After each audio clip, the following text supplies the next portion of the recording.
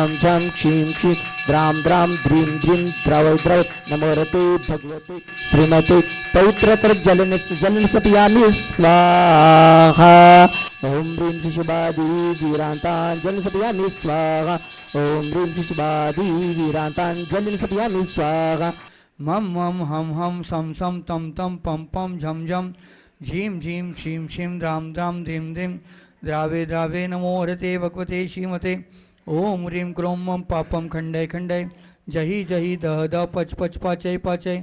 ओम नमो रम झम झीं शीं हम स ज वह व पह छाम छीं छूम छे छौ छम छ छीं राम ह्रीं रूम ह्रीं रोम रम र द्रां द्रीं द्रावे द्रावे नमो हरते भगवते श्रीमते। ठ ठ अस्माकं संत श्रोमणी आचार्य गुरुवर विद्यासागर जी महामुनिरास संघस्य श्रीमान राहुल सुभाष विभूते शिरपुर निवासी सपरिवारस्य श्रीमान जगन्नाथ हरिभाव विशंवर शिरपुर निवासी सपरिवारस्य एवं सकल दिगंबर जैन समाज शिरपुरस्य श्रीरस्तु वृद्धिरस्तु तुष्टिरस्तु पुष्टिरस्तु शांतिरस्तु कांतिरस्तु कल्याणमस्तु स्वाहा। एवं समशांति आराकर्ता परिवारस्य कार्य सिद्धार्थ सर्वविघ्न निवारणार्थ श्रीमद भगवत हरत सर्वज्ञ परमेष्टि परम पवित्राय नमो नमः। समशांति आराकर्ता परिवारस्य श्री शांति भट्टारक पाद्म प्रसाद सद्धर्म श्री वलायु आरोग्येश्वर विद्धिरस्तु सद्धर्म शिष्य पर शिष्य वर्ग प्रसिद्धंतु न। ओम श्री विश्वादय श्री वर्धमान पर्यंत चतुर्विशित अनंत भगवंत सर्वज्ञ परमंगल नाम देया समशांति आराकर्ता परिवार से या मुत्तच सिद्धिं तन्वंतु सद्धर्म कालेषु या मुत्तच सिद्धिं प्रत्यक्षन्तु न। ओम नमो हरते भगवते श्रीमते श्रीमत्पार्श्वतीर्थंकराय श्रीमद रत्नत्रय रूपाय दिव्य तेजोमूर्ते प्रभामंडल मंडिताय द्वादश गण संहिताय अनंत चतुष्टय संहिताय समोषण केवल ज्ञान लक्ष्मी शोभिताय अष्टादश दोष रहिताय। दानम वैयावृत्यम, दान ही वैयावृत्ति है, दान का नाम ही त्याग है, दान का नाम ही सेवा है। और जब हम किसी तपो निधि के लिए अथवा हम किसी गुणवान के लिए अथवा धर्म की रक्षा के लिए जब अपनी चंचल लक्ष्मी का त्याग करते हैं तो यही त्याग कहलाता है। उत्तम त्याग के अंतर्गत आता है पहले नंबर हमें अपने मन का अहंकार और ममकार का त्याग करना चाहिए।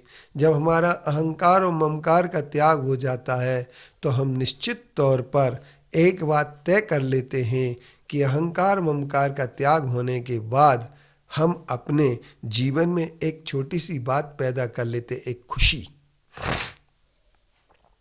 खुशी जो भीतर से आती है वो अहंकार के साथ खुशी नहीं आ सकती है। अहंकार के साथ अट्ठास आ सकता है, हम दूसरे की मजाक बना सकते हैं।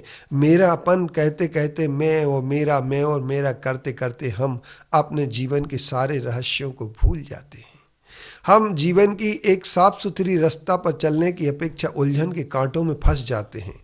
तो हमें सबसे पहले अपने अहंकार और ममकार को बाहर निकाल करके मेरा करते करते हम अपनी ज़िंदगी पूरी गुजार लेते हैं। लेकिन यदि हम धनवान हैं तो हमारे लिए दान अवश्य देना चाहिए, क्योंकि धन बिना पाप के एकत्रित नहीं होता है। ये धन की तीन ही स्थितियां होती हैं, एक तो धन का भोग करता आदमी, एक धन का नाश हो जाता है और एक धन का दान होता है।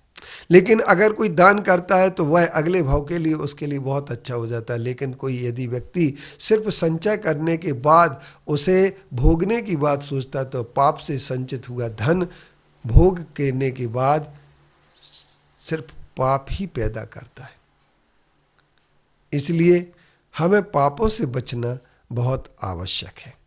तो हम यदि अपनी ज़िंदगी को पापों से बचाना चाहते हैं तो दान, जैसे कपड़े में एक खून लग जाता है तो खून को सिर्फ पानी से धोया जा सकता है। इसी तरीके से ग्रस्त कर्म में करते हुए यदि कोई पाप हमारे हो जाते हैं और पाप के बिना ग्रस्त कर्म होते नहीं हैं तो उन पापों को धोने के लिए दान ही एकमात्र साधन होता है। तो हम दान करें तो दान करने के लिए हमारे लिए क्या करना चाहिए? यही त्याग का दिन है।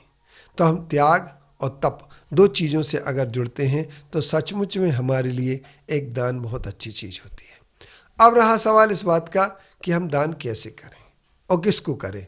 दान चार प्रकार के होते हैं: आहार दान, औषध दान, अभय दान और ज्ञान दान। लेकिन लोग कहते हैं ज्ञान दान सबसे बड़ा होता है। मुझे भी ऐसा ही लगता था पहले कि ज्ञान दान सबसे बड़ा होता है।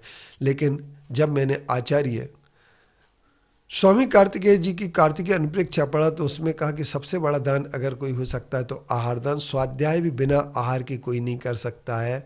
औषधि भी निरोगता बिना आहार के नहीं आ सकती है। बिना आहार के किसी व्यक्ति को अभय की भी कल्पना नहीं की जा सकती है। तो इसलिए आहार दान सबसे बड़ा दान है। और साधुओं को जब हम आहार दान देते हैं तो आहार दान देते समय हमारे संपूर्ण पाप नष्ट हो जाते हैं, क्योंकि क्षितिगत मेवट बीजम पातगतम दानम अल्पमपि काले फलित छाया विभवम बहुफल मिष्टम शरीरवृताम।